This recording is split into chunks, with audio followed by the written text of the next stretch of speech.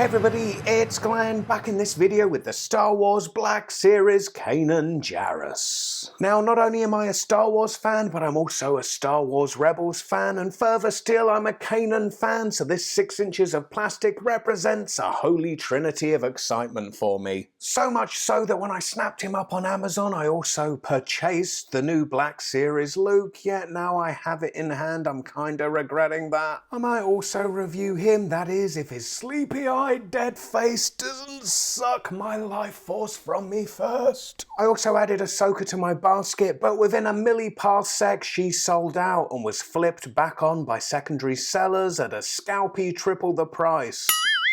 So needless to say, if you see her on the pegs at your local Toys R Us, she'll be the one you need to kick the kids out the way to grab. For those not in the know, Kanan's tale is currently being played out in the Star Wars Rebels animated series, and he is a behind-the-scenes survivor of the Star Wars prequel trilogy, a trilogy which I myself nearly never survived. Allow me to get into the specifics of his survivorship as I read his bio from the packaging back. Kanan Jarrus survived, and if you're taking a shot every time I say survived, survivorship, or survived, right about now you're kinda merry. The Emperor's Purge, going underground for years and hiding the truth about the Jedi he really was. He was a leader among the Ghost Crew, and with the emergence of the Force-sensitive Ezra, once again embraced his identity as a Jedi Knight. So here's my man Kanan out of packaging, and just to be clear, I'm using my man in a Kanan and I are bros kind of way, not in a oh bitch, get your eyes off my man kind of way. I wish I'd have never said it now, but my point is that of the Star Wars Rebels cast, Kanan is the character I identify with because, you know, it's a cartoon on the Disney Channel, there's a lot of juvenile BS to it, and Kanan, well, he's just that mature, hardened and handsome survivor, you know, like me. And speaking of the Star Wars Rebels cartoon, what is super interesting to me here is that Kanan, to fit in with the Star Wars Black Series, has been reimagined from the animated style into a movie realistic one. So in terms of scale, sculpt and articulation, all those lean towards more adult collectability with the Black Series Kanan and less kid playability, which means unlike the poor 3 3/4 inch cartoon, Kanan will be victim of less of this. As I enlarge that poor little fellow for better comparison, not only does the Black Series render a more realistic design, it also renders detail from the cartoon but absence from the cartoon toy, such as the deco on the boots. However, personally I'd have preferred black boots as per the cartoon toy, or as per the character design, paint more distinctly beige and not the colour to seemingly match the mustard yellow of his shirt. Because matching your shoes to your outfit is more what Kim Kardashian's stylist does for her before she hits the red carpet, and less what a fugitive Jedi Knight does. I mean, is he a Jedi on the run or a Jedi on the runway? But that's partly me being nitpicky in a way just so I can roll out a gag. Because in fact the sculpted detail here is really good, in that the sculpted surface of both his trousers and shirt really convey a sense of the fibres of the fabric, so much so that, for instance, I get a sense looking at the shirt it would be a low temperature wash only and do not tumble dry. The deco is actually quite limited, so for instance it only seems to be his hair that has been dry brushed with a lighter shade to add some highlights, but with the various muted shades throughout it feels quality in a way that equally flat yet brighter colours would seem cheap. The metallic of the asymmetric armour is a particular favourite of mine, and the deco of the symbol on the shoulder part has been handled in a worn way that communicates the character's struggle. As for the head sculpt, the signature ponytail box is ticked, and for the Black Series, I like this face sculpt. Perhaps because his origins are animated, he has a more animated look to him, and I don't mean that as in a cartoony way, more in an expressive way.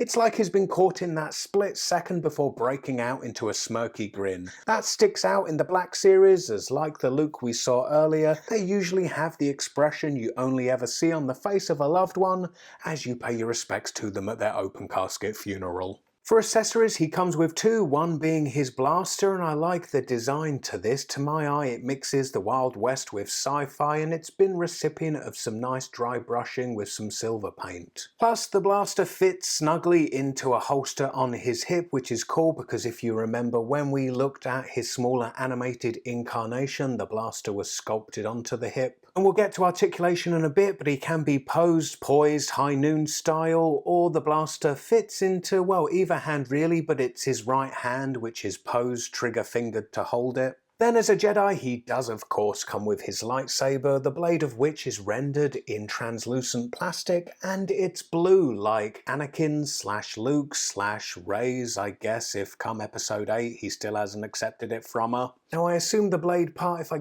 give it a tug, is removable. There we go. And taking a closer look at the hilt, like his blaster, there's some nice detailed paintwork going on here. Now a particular with Kanan's lightsaber is that the hilt breaks into two parts. Why? Well, that's so that the two parts clip onto Kanan's belt, and if that still leaves you saying, why?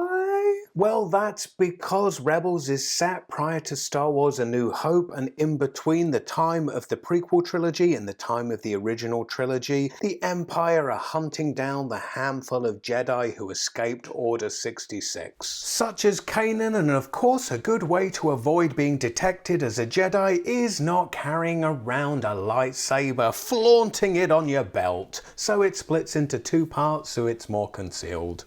Now looking at articulation, and his head rotates side to side. There is a neck hinge, yet with his ponytail and collar there, he's not able to move his head particularly far back, and then he moves his head this far forward. At the shoulder, his left arm does a full rotation and hinges up this far. Now his right arm is inhibited a little bit by the shoulder armor, but it does do a full rotation and then it hinges up this far, and like that, he's posed for a dance-off with John Travolta circa 1970s. Night fever, Kanan knows how to do it. His elbow combines rotation and effectively a single hinge, bringing his lower arm up to a right angle to his upper arm. And I will bang on that it still bugs me with the Black Series they don't have double jointed elbows, so you can get the lightsaber wielding characters into a more dramatic pose. There's rotation at the wrist, and then his hand is hinge moving down and up.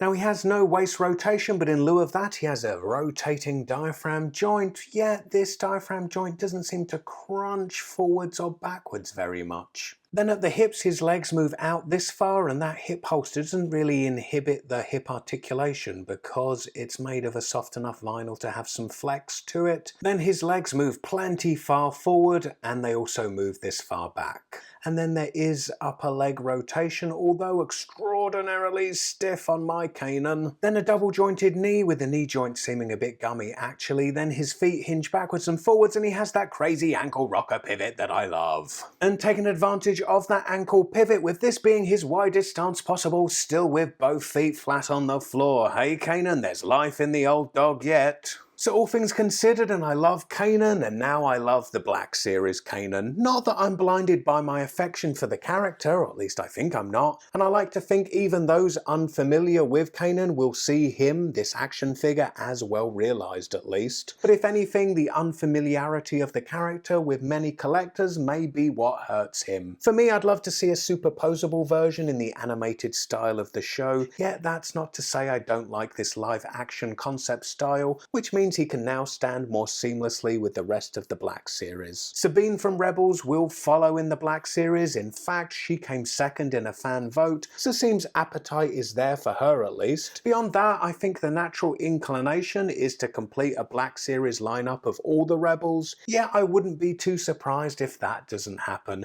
Ezra and Zeb, maybe, as Disney and Hasbro seem to be behind those characters in much merchandising. But a Black Series Hera though?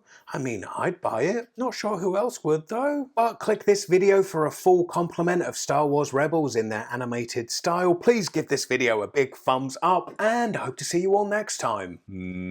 Bye.